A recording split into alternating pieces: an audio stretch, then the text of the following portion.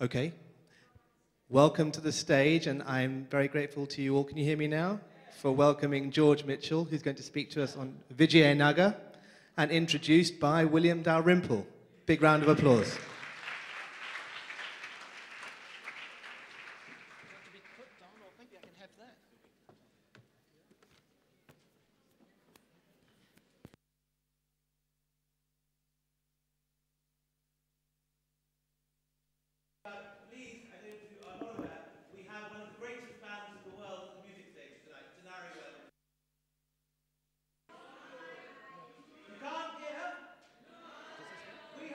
Fantastic band tonight called Tenariwen from Mali, and all of you should turn up. It's at the music stage at Clark's.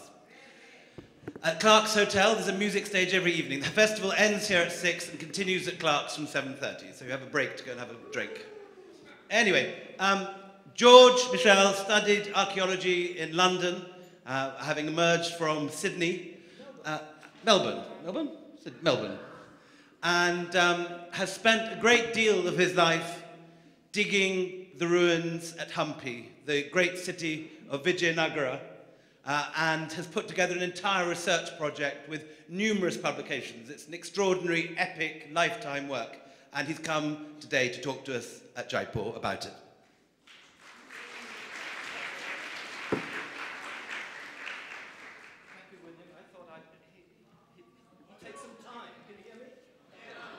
No. Is this better? Okay, okay.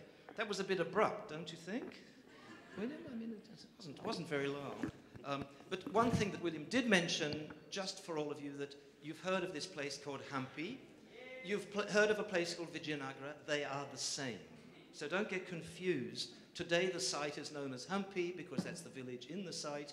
But in the old days, it was known as the City of Victory, Vijayanagar.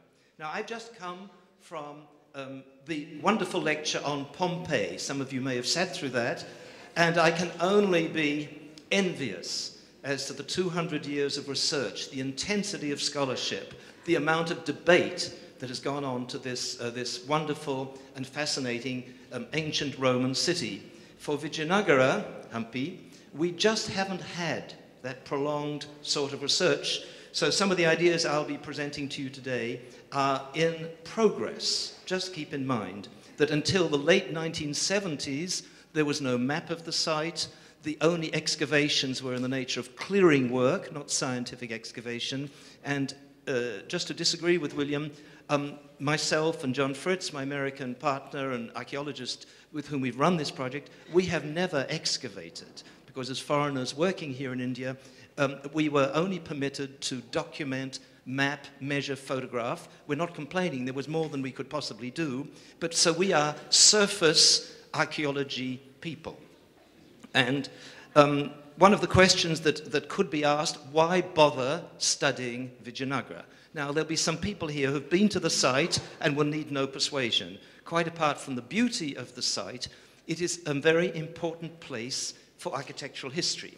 Now, all of you know about ancient temples in India and ancient Hindu capitals, whether it's the Chola capital or the Pallava capital or the Gupta capitals. If you go to any of these places, you'll be lucky to see temples. That's all you can see. Religious structures, maybe to various Hindu dynasties and Hindu deities, and also Buddhist sites. We have no other type of architecture.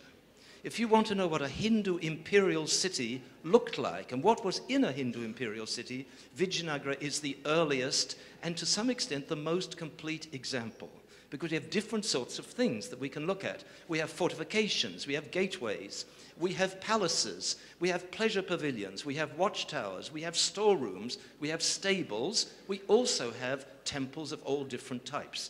So there's a complete ensemble, range of different types of architecture. And these are all dispersed in this incredible landscape, which I'll show you a picture of in a minute. So it makes it very interesting. And not unlike Pompeii, which came to a sudden cataclysmic end in 78 AD, Vijayanagar came to a cataclysmic end in 1565, because the site was sacked and abandoned, and almost nothing happened there afterwards. As it turns out, from our research, we now discover that a certain amount of stuff did happen, and we're still trying to sort out what happened in the 19th century at the site. But let's say this is a city that was abandoned, and there are not many cities in India like that. If you want to study the early part of Delhi, it's very difficult because Delhi has been built upon many, many times. We don't have empty, abandoned Delhi, as you all know, from the amount of concrete building going on there, etc., etc. So Vijayanagar, which is still in the middle of nowhere and difficult to get to, as some of you will know, but worth it, I think, in the end, it presents very many interesting problems. And what our research has done, it has, I would say, uncovered more problems and questions than solved problems and questions. So you know that we're serious scholars, because whenever you meet somebody who knows everything, you know that they're in an early stage of their intellectual development. Now, so we are in a more advanced stage. There are plenty of things we don't know. Now, I'm trying to get this. Now, just in case those of you wondering where the hell this place is, you can see that on this map there is something written Deccan Plateau. So where the A and N of Deccan are, the top part of that word, that's roughly where Hampi Vijayanagar is. It's in the northern part of Karnataka on the Tungabhadra River. And the most amazing thing about this place, anybody who's been there will have very vivid memories, is the landscape. It is one of the most extraordinary landscapes to be found anywhere in Asia, not just in India, this incredible granitic landscape.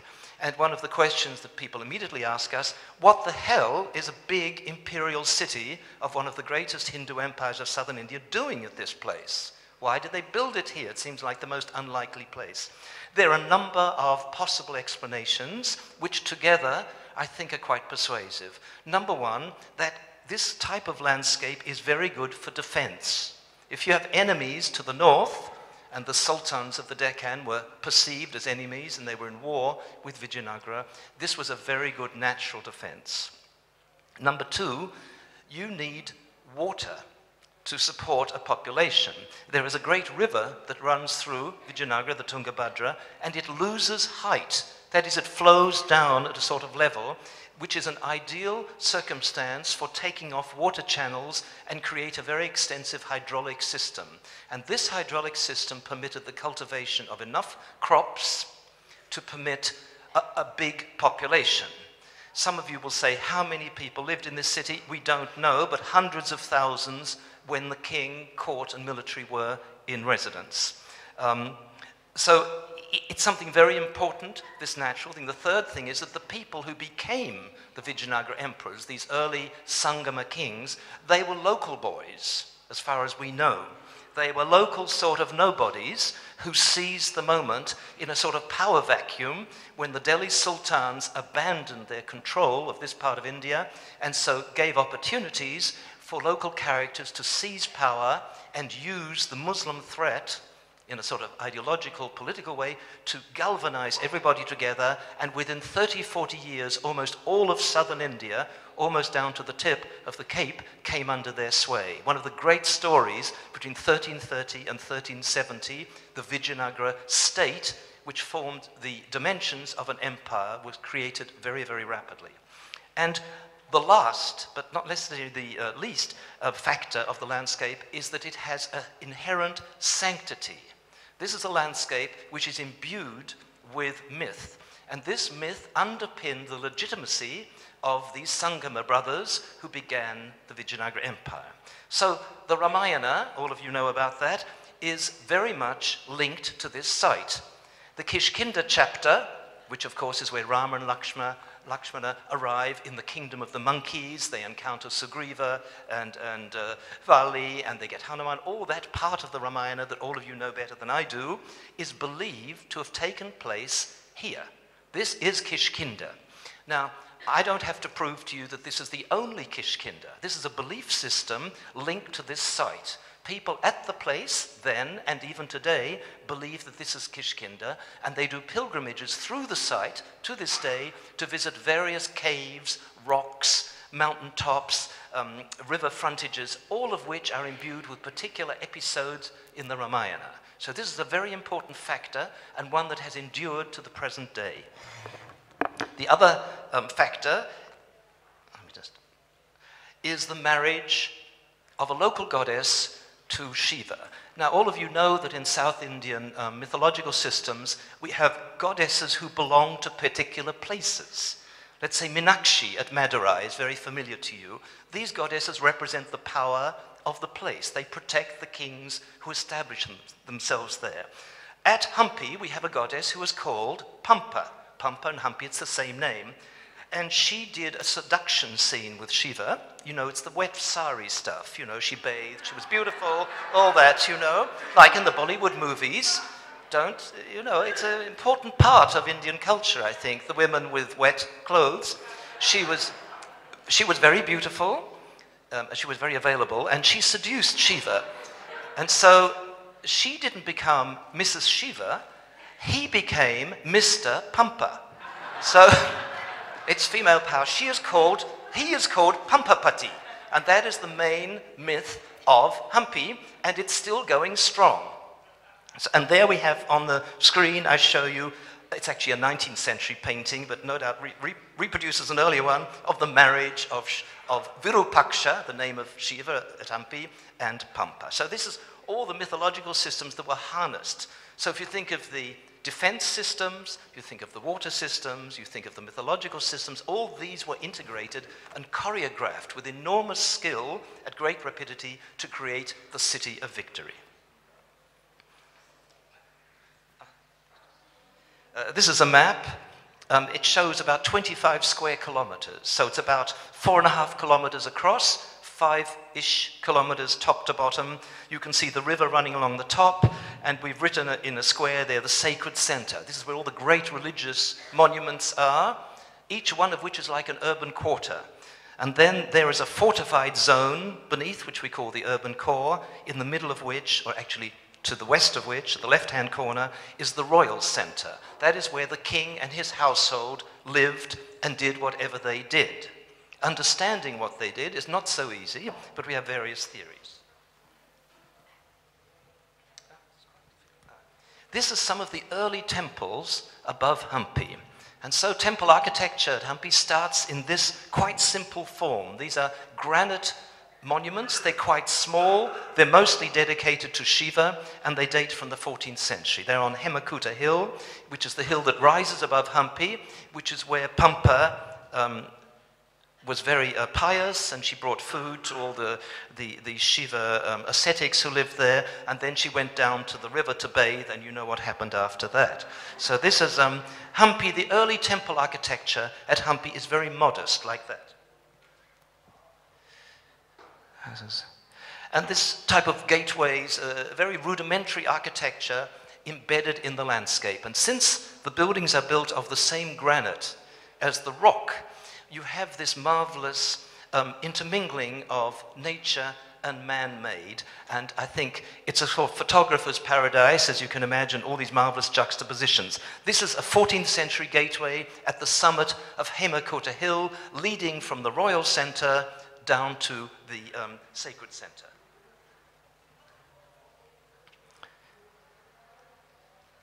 Maybe you could do this. Can you? He's got a stronger, I don't know what's wrong with my finger. Anyhow, this is another 14th century temple, granite, modest, a little sort of tower, nothing very spectacular. And this is an abandoned temple in the middle of the fields, the sort of thing that we documented that was not a protected monument in the days when this site was not yet declared a UNESCO World Heritage Site. Next. In Hampi itself, the temple of Virupaksha and Pampa was completely overhauled in the 16th century. And this is the pavilion that was built by one of the great kings, Krishnadeva. You may have heard about him. He was a great populist and a great publicist. He told us a great deal about what he did.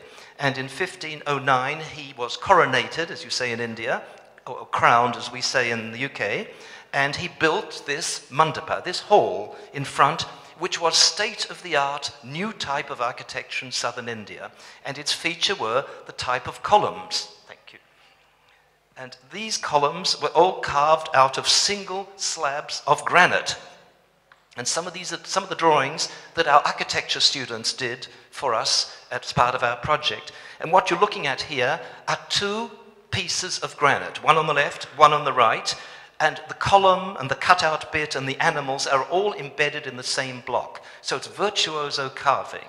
And this then set the pattern for South Indian temple architecture for the next 200 to 300 years. So any of you who've been down to Tamil Nadu, Madurai, all these places, this is where this style sort of begins.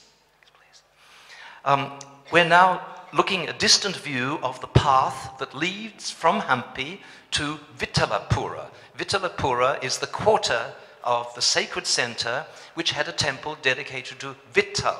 Vittal is a type of, a form of Vishnu connected with the Maharashtrian sites, and it's thought that this cult was brought down to the capital from Maharashtra when the sultans invaded the Deccan.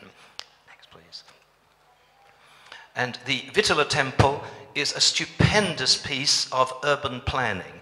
What you're looking at here is a distant view of the colonnaded streets leading up to the temple itself, because each temple was the focus for a complete quarter with all sorts of accessory structures and bazaar streets. Now, these streets were used at particular festival time for ceremonies, including pulling of chariots up and down. And we have some descriptions of these contemporary scenes. The Vittala temple today is an abandoned monument, whereas at Hampi, the bazaar street is still being used for ceremonies.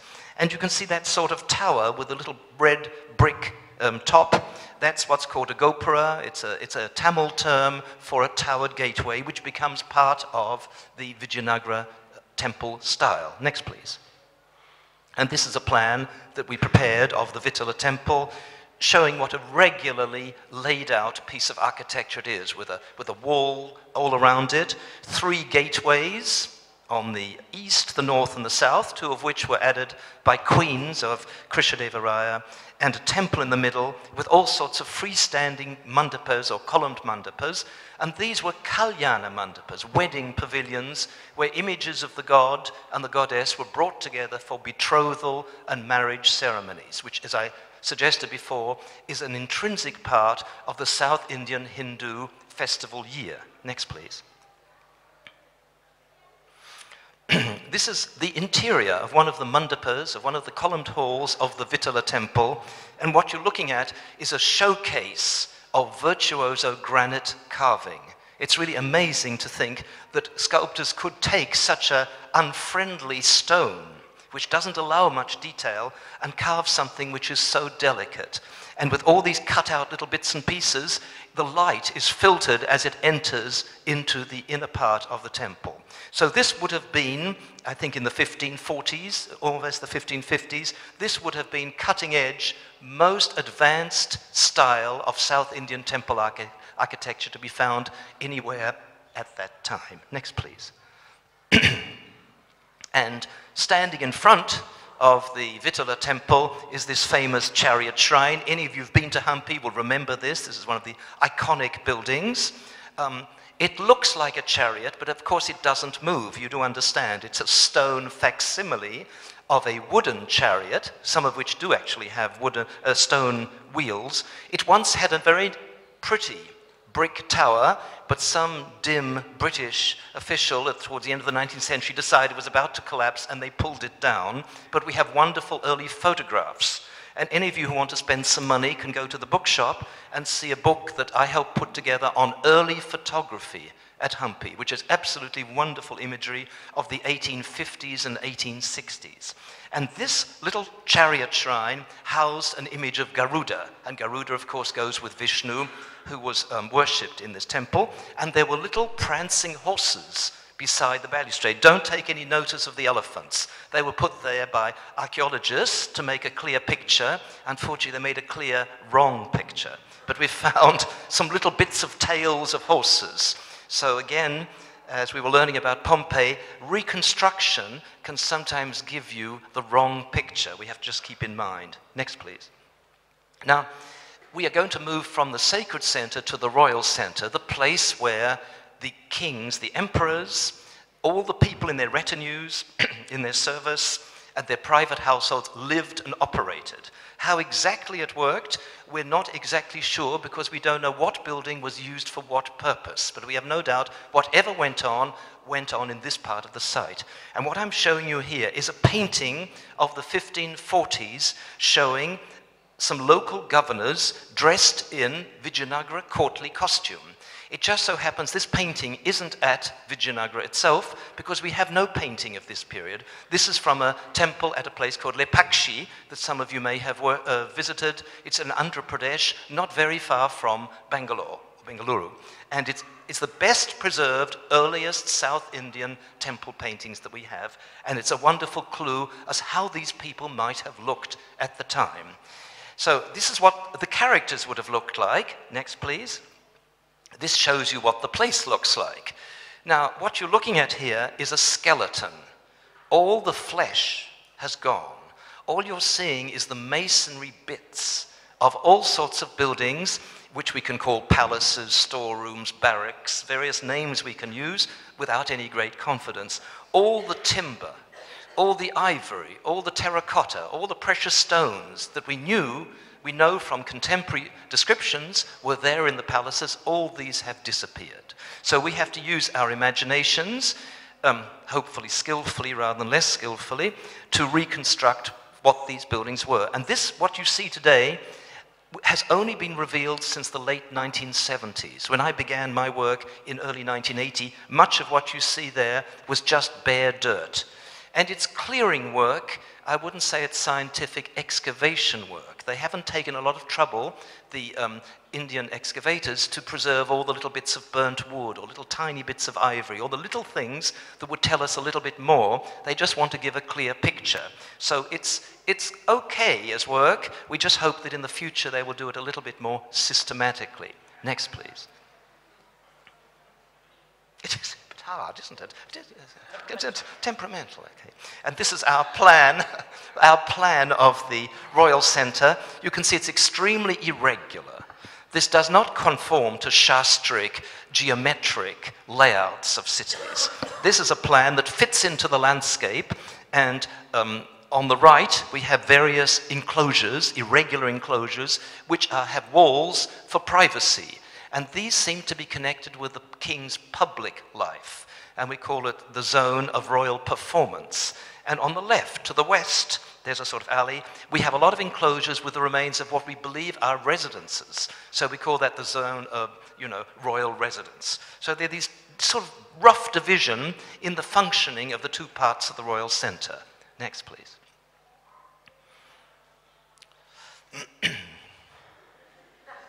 Yes, it's our... Now, in the middle of this royal zone is a private chapel of a king.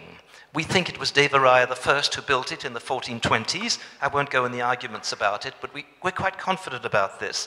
And unlike almost any other Hindu temple that we know of in this country, the outside walls are covered with sculptures which show nothing to do with religious life or mythological topics. What we have here are episodes, processions from the life of the king. We have elephants, we have horses, we have military contingents, we have dancing women. There's almost nothing in Indian architecture and art quite like this, and these reliefs go in continuous formation around three sides of the building, and they end at seated royal figures. Whether they depict a particular king or not, we can't be sure. So that is the Hazarama, the Palace Rama temple. Next, please. And the temple itself is built in a 15th century style, gives you a slightly panoramic view, with, you can see, a brick and plaster tower, which was a quicker, cheaper, more economical way of building than with a stone tower. And once the whole temple was painted, both the stone and the brick, you wouldn't have noticed the difference. The trouble is that the brick erodes more than the stone, so it's not as well preserved. Next, please. And the temple is dedicated to Rama. Oh, I think we missed one. Here we go. Now, Rama, of course, is everywhere in Indian art, Indian mythology, everybody knows about it, but how many Rama temples are there in India? Not very many, surprisingly enough. He's always there, but not as the principal character. But this temple is dedicated to Rama, and the sculptures on the outer walls of the main temple illustrate the Ramayana. And you'll be very pleased to know that there are exactly 108 scenes. 108 is, of course, a special number. And they include not only Hanuman at the lower part of this panel, but Rama giving his ring to Hanuman before Hanuman goes off and searches for Sita. And this scene is supposed to have taken place, this episode, at the Hampi site. So it's not just a depiction of the story, it's a depiction of the story at the place. So this is something in which the architecture, the art, and the geography and the layout of the city all come together in some unified form. Next, please. And this is a platform that is supposed to be connected with the Mahanavami or Dasara festival, where the king worshipped this goddess, Durga, in order to empower his weapons, his troops, and his animals every year at a great feast, and then he went off and did various military campaigns. It is built in several stages and probably had a wooden sort of mandapa on the top with a wonderful throne made of ivory embedded in jewels, etc., none of which, of course, are preserved. But it's a unique structure in Indian architecture. You can't go to any other site and see something like this. And the sides of the lower part are covered with reliefs. Again, nothing to do with mythology or legend, but all to do with the activities of the king, receiving visitors, going on hunting expeditions, parading animals, all sorts of things to do with the royal life of the king. And I believe that this part of the monument is 14th century, so it's an enormously valuable visual dictionary of life in this part of India at this time. Next, please. And included in these scenes, here's a typical hunting scene showing a royal figure, we don't know whom, hunting deer that are fleeing. You see, it's not a very sophisticated style, but it's extremely lively and energetic, and it is typical of this Vijayanagar royal art. Next, please. And on the monument, I don't seem to have a picture, but I should mention, on the monument, there are numbers of characters that have funny pointed hats, beards, long tunics, and shoes. And they are not Indians. We believe they are Central Asian Turks. And when I went to a place, I can't remember, in Kyrgyzstan, I found these felt hats with these pointed, pleated hats, which you must know from your trip. Yes, some of those crowns are also there. So Central Asian Turkish people were employed by the first Vijayanagar kings, and it's the first clue of this crossover between Sultanate Muslim culture and South Indian Hindu culture. And these characters probably entered India in the service of the Delhi sultans. They came to the Deccan in the early 14th century, and they stayed on to have careers as entertainers, horse trainers, and guards, and the inner coterie of the Vijayanagar court. Oh, we have to go back a bit. This is the most important discovery, archaeologically, this wonderful step tank. When we began our survey of the site in the early 1980s, this was not known. It was just a piece of dirt, and then an Indian archaeologist found a spout conducting water into the dirt, and he thought maybe there was something underneath it, and this is what they dug. So it's really a spectacular step tank, a ritual bathing pool in the royal center. Next, please. And then other sorts of architecture we have. This is a pleasure pavilion in the Islamic style. Now, I'm going to use this word Islamic in a very loose way, Sultanate style. We don't want to have any religious connotations. Inside the royal center, we have a number of buildings which are built in a completely different manner to temples and palaces. And they are built with plaster-covered masonry, they have arches, they have domes, they have vaults, they have all the things that we know of in Gulbarga and Bidar under the Bahmanis, under the contemporary sultanates. And it's quite likely that the people who built these buildings had already built buildings for the Muslim courts at Gulbarga and Bida. Now, whether the craftsmen and builders were Muslim and Hindu doesn't concern us. It only concerns us who employed them. But the Vijayanagar kings were very interested in having an architecture that embraced everything that they knew about. In that sense, they were cosmopolitan within the terms of the world that they knew at the time, and that included the Sultanate kingdoms. So here we have a water pavilion, which had a central pool, unfortunately not filled with water, with little balconies where I think male members of the court had non-vegetarian food and, drugs and alcohol. It was sort of sex, drugs, and entertainment sort of place.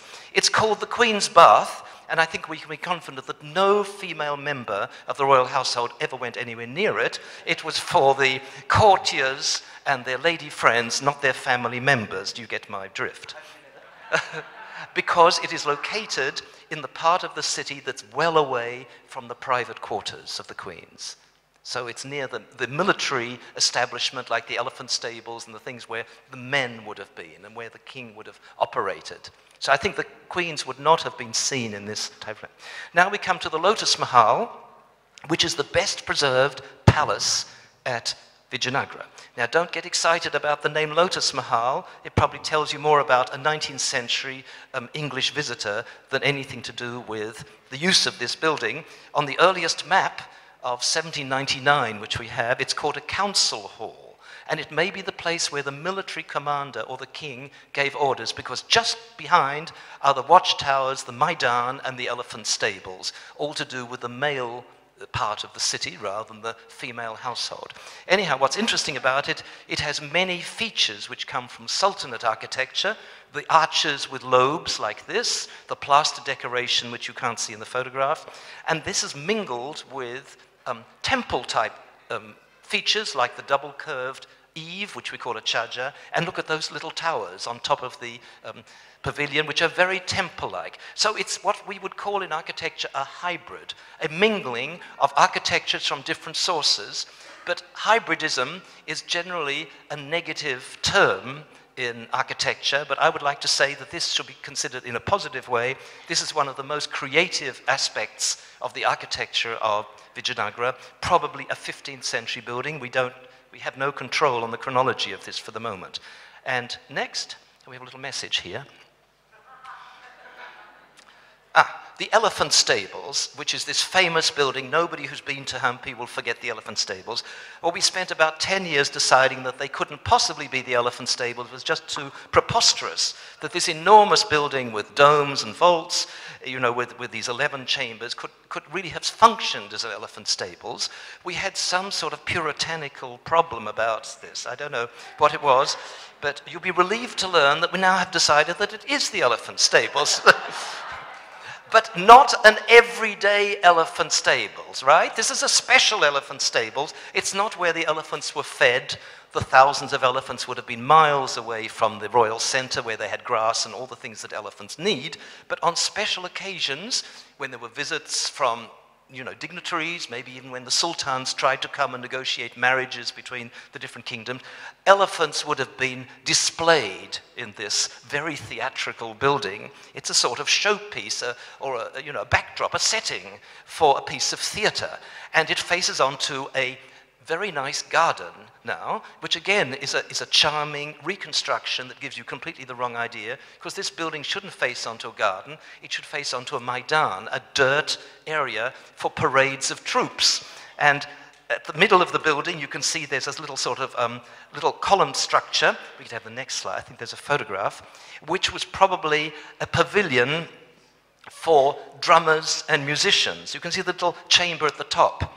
This, I think, was like a nakakana, as we know it in Muslim architecture, a place where the drums were sounded, where music was played to keep the troops and the animals sort of in sort of line. And there was a sort of grandstand at the other end where people could sit.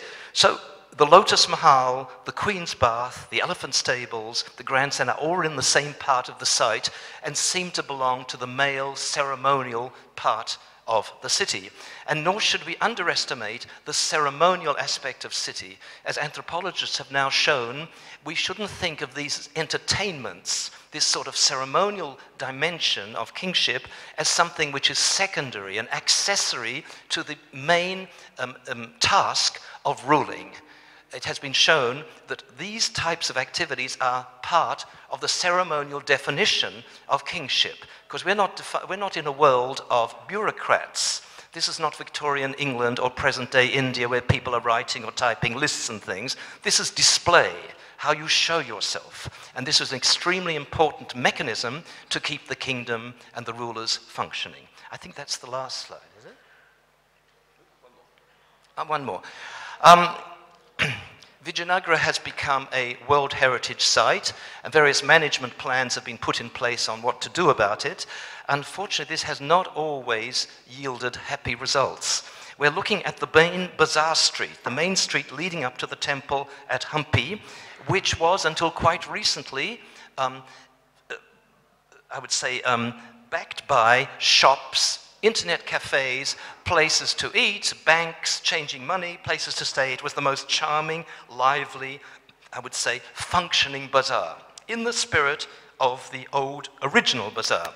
But some people at higher authority decided all this was illegal and the integrity of the site, integrity with inverted commas, should be maintained, and the people who gained a livelihood from the site by providing facilities for pilgrims and visitors at all economic levels should be divorced from benefiting from the site, and so their houses and shops were all bulldozed. So today it presents a very forlorn spirit, I would say, and it's really a testimony to the lack of consideration of how sites like this should be managed. It's one of the big problems we have at Hampi and at other sites in India, as you know, because things cannot be regulated, so it's better to bulldoze them, put barbed wire around them, and make them into gardens, which is a great shame. So, ladies and gentlemen, I don't have any more formal presentation. I'm sure that William will want to engage in various topics, and then maybe we'll have some questions.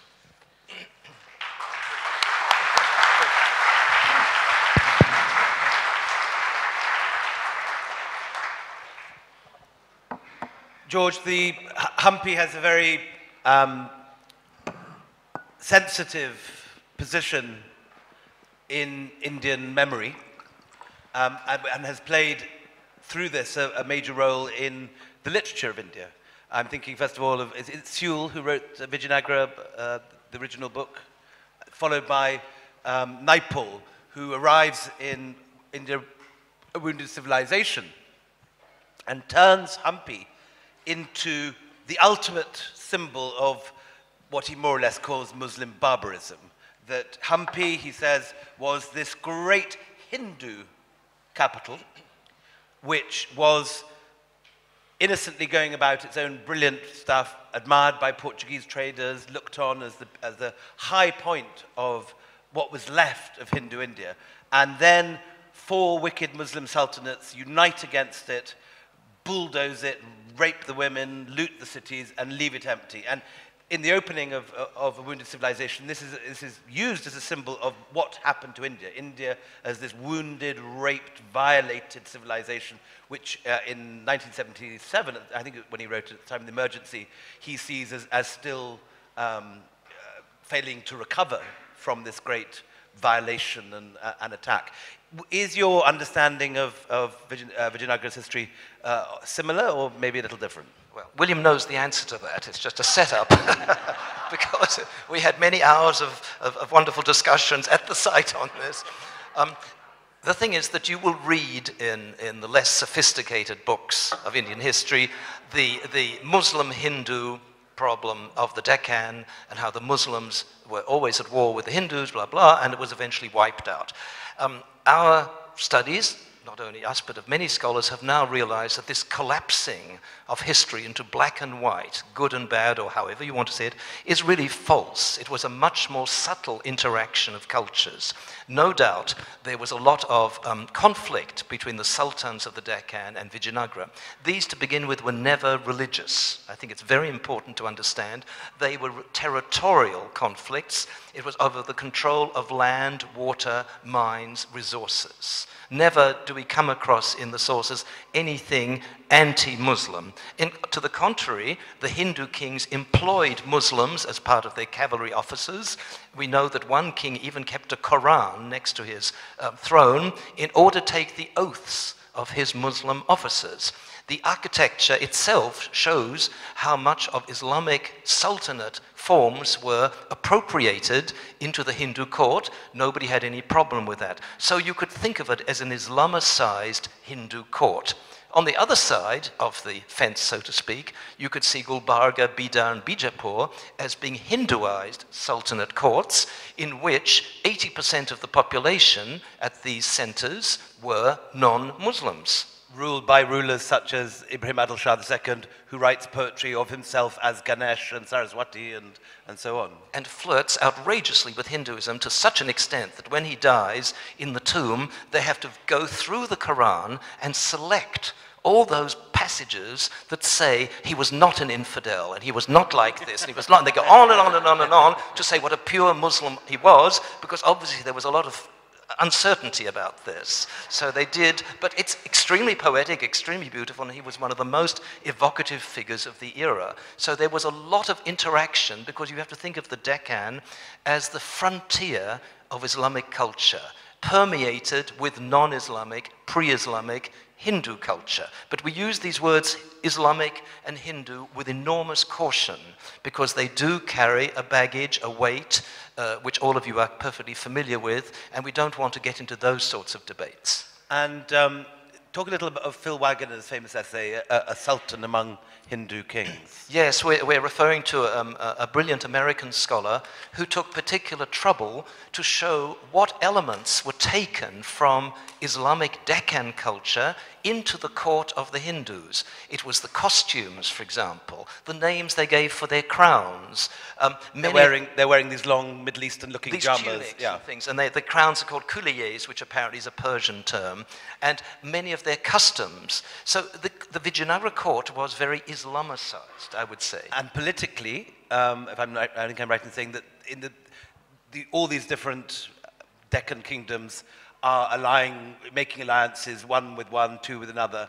And in the previous, just 3 years before the fall of Vijayanagar, Vijayanagar had been fighting with Bijapur and Golconda against Ahmednagar, and had taken place part of the sack of Ahmednagar. So you see that the Deccan had a number of different sultanate kingdoms, all of which were in competition with each other and with Vijayanagar, and there were the Portuguese who meddled too in the 16th century. So it wasn't Muslims' courts against Hindu courts, it was everybody against everybody else. But at a certain point, in the middle of the 16th century, the sultanate kingdoms ganged up on one occasion only to fight a great battle, and they succeeded. And that was the end of this particular site, because it was then sacked and then abandoned. But not actually the end of Vijayanagaran culture, which goes on. The Vijayanagar court moves into southern Andhra Pradesh. Chandragiri is the main palace. It's quite near to Tirupati. Some of you may have been in that area.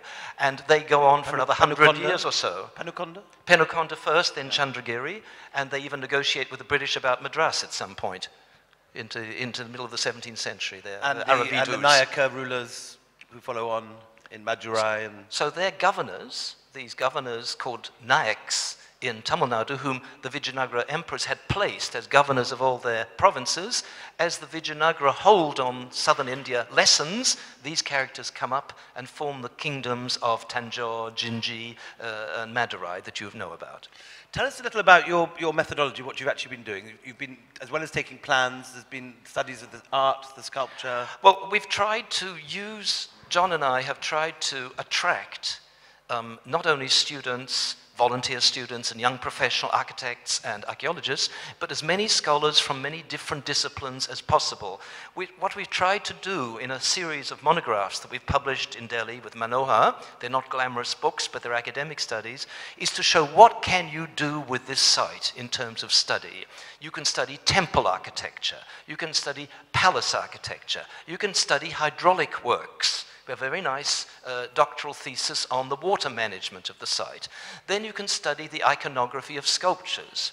You can study the literary sources for the period. So we commissioned somebody who worked on Kannada literature to trawl through all the literature of the 14th, 15th, and 16th centuries, with references to palaces, kings, royal life, to give a picture of how people thought about that sort of thing. We're just about now to publish something on the prehistory of the Vijayanagar site, also on the fortifications of the site. We've done a monograph on that great ceremonial platform with all the sculpted reliefs. So every study is, we would like to hope, a demonstration of another way of looking at this site, and we would hope that this would inspire scholars in the future to take these themes and apply them to other great historical sites of India that need this sort of attention. But one thing I think that your work has proven, which wasn't a myth, in the sense the Naipaul and the Seoul version, is quite how magnificent this empire was. It was, as the Portuguese accounts show, the great city of southern India in its day. This was, you know, one of the wealthiest cities of Asia. The Portuguese, they hadn't seen very much after all. They'd come from Lisbon. It must have been a pretty little tacky place. They certainly was bigger than anything they saw.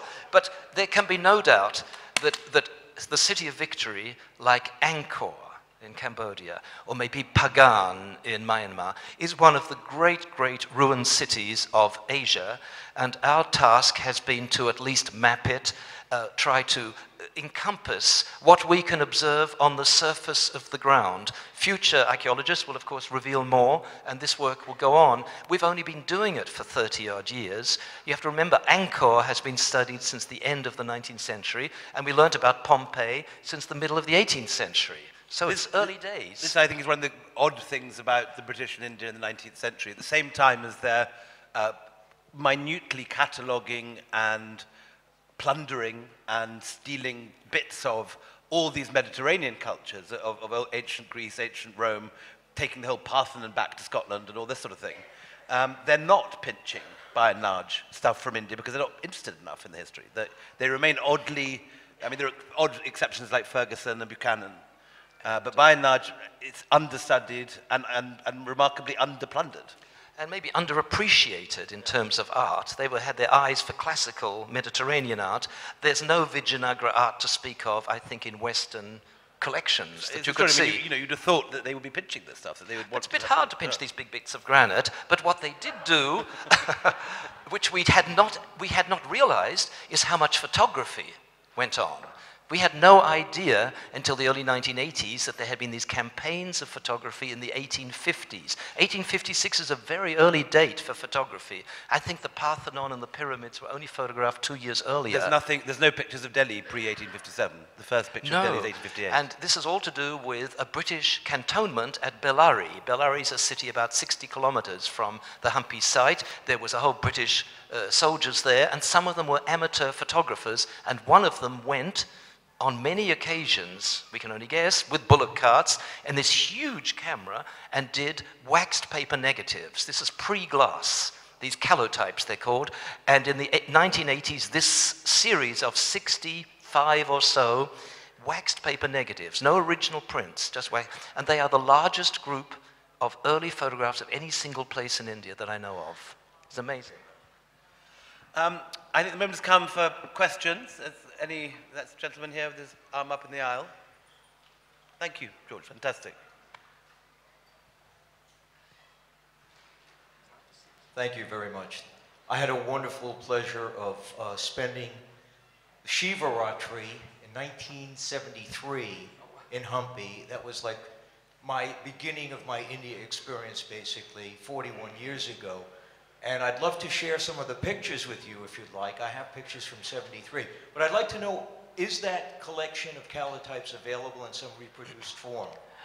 The collection is now in Delhi with the Al-Qazi collection, beautifully curated, and they are published in that book that I edited on early photography at Hampi, which you can go and spend 3,000 rupees on at the bookshop. Did you plant him in the audience, George? But it's a gorgeous book, and go and have a look at it if you don't buy it. Oh, on the way, this one. Yeah.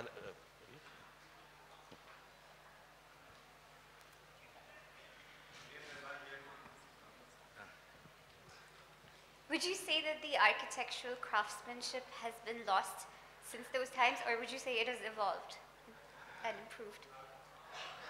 Is it a question that has the architectural skills been lost?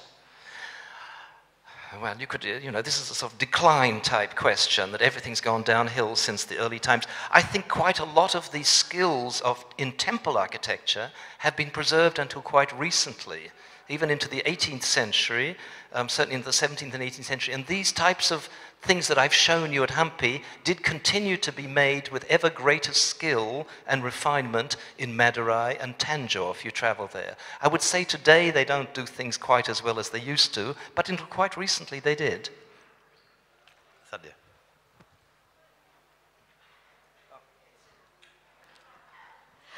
It's interesting for me to have been to Mumbai as well as Hampi very recently. And what I wish to really know as a tourism and culture person, when you say about the bazaars being bulldozed, I was also talking to the people there.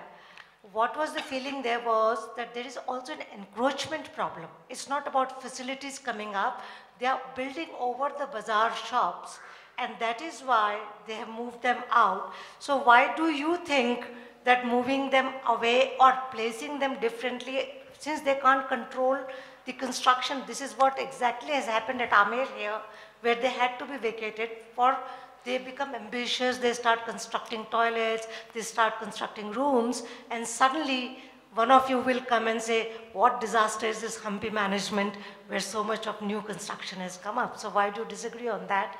And another thing, do you know anything about Vijayanagar paintings, the Vijayanagar School of Paintings? Because this was mentioned to me in Tanjore. I'll answer the second question first. The Vijayanagar paintings, the best preserved, are at this temple Lepakshi that I showed one example. There's nothing at the site from the 15th and 16th centuries. Now, this thing about what do you do with a medieval city with people living in it? If you go to a hill town in Italy, you will find 15th and 16th century architecture which has been used appropriately. People are living in it, they have shops in it. Some way has been found in which people can live today, make a life in a medieval setting. In India, this has not yet happened. I'm not saying it couldn't happen, but by just either no regulation, so everything is out of control, or bulldozing and sending every people away are two extreme situations, which I think neither of which I really approve of. I would like to see a situation in which medieval urban environments are adapted for contemporary use with electricity, running water, glass, whatever is required, and yet the fabric of the buildings is respected. If it's done in Europe, why can't it be done in India?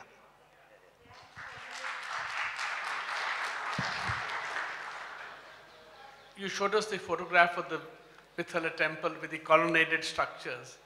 Could those structures have been, because festival days are once a year, could they have been agrahars, big monasteries functioning along with that? And quickly, Meenakshi Sundaram, also Shiva comes after Meenakshi. So Pampa is there, fine, that's the Indian tradition.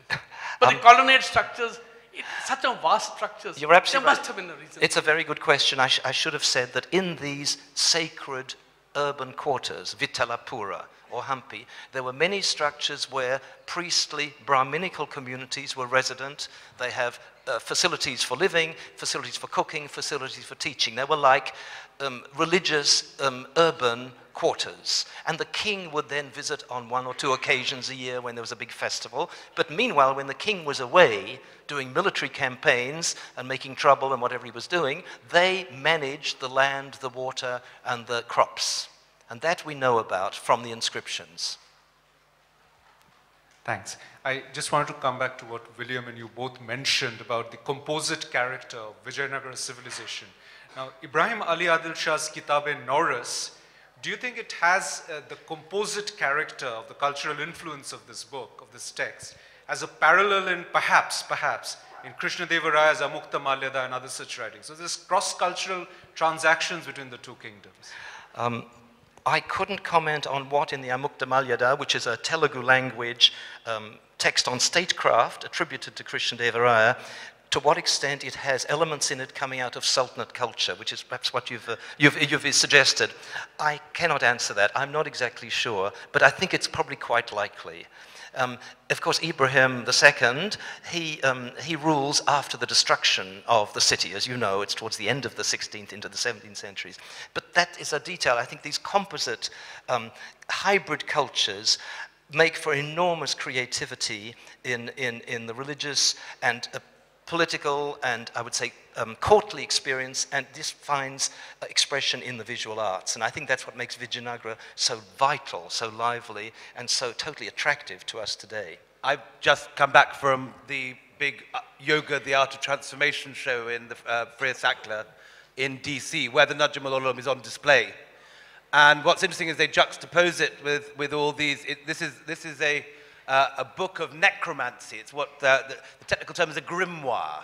It's a book of spells. A wonderful, wonderful book.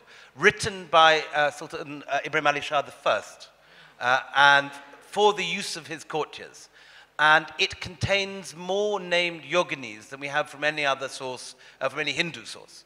And the reason that Ibrahim Adil Shahi is doing this, and the reason he's writing it for his courtiers, is not because he's some sort of fantastic, sort of liberal, secular politician reaching out to all his people. It's because he believes this stuff, and it's a practical use.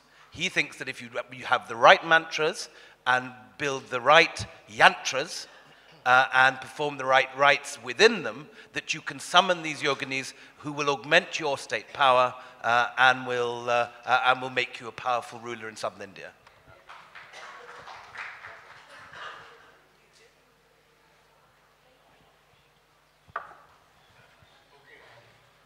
I would like to come down to a very mundane question. Why did they paint the stones? And with what? Why did they paint? Why did they paint the stones? I think that probably most ancient stone structures in India and sculptures were painted. I don't mean garish technicolor like you would suggest, you would see today. Probably very subtle coloring to bring out the different architectural forms, the eyes, the mouths, the fingers of the sculptures, because we have now and again traces, tiny little bits of paint color. So we know that that must have been so. It's the same as in ancient Greece and Rome. We see all these white marble things, but they were not white marble at the time. They were polychrome. So the sort of thing you see on South Indian temples where the new bits are all Disney colors. Would have been the case in Vijayanagar? Well, I mean, you can argue that the colors were more subtle, but personally, I've grown to like all those polychrome, and I don't like those whitewashed gopuras. I think they look very sad, don't you think? Yes, I'm into turquoise and pink and purple altogether. I mean, I've become Indianized in my color preferences, I would say. You're having, what happened to the Sultans of Bijapur is happening to you now. Yeah. So do you see a common fabric in temple architecture overflowing onto North India and up to Vietnam and maybe right up to Greece? Is there a common fabric which is visible? Well, now hang on a second, we're talking about Vijayanagar, yes? 14th, 15th and 16th century, so forget about ancient Greece. The references for architectural influences for this subject would be what we would call loosely southern India.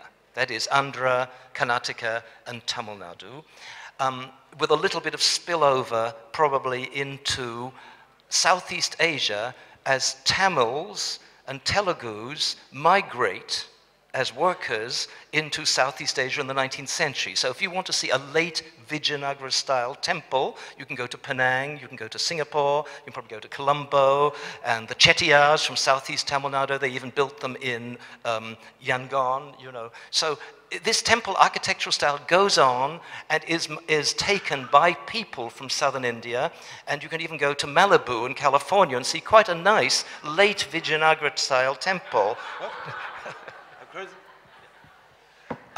You can still ask George as many questions if you like if you go and buy his book, and he's going to be signing it outside here immediately now. Otherwise, everyone else, a tea break. Ladies and gentlemen, thank you very much to William Dalrymple and George Michel, who'll be signing out the front. See you in half an hour for the Poetry Wallahs. Thank you.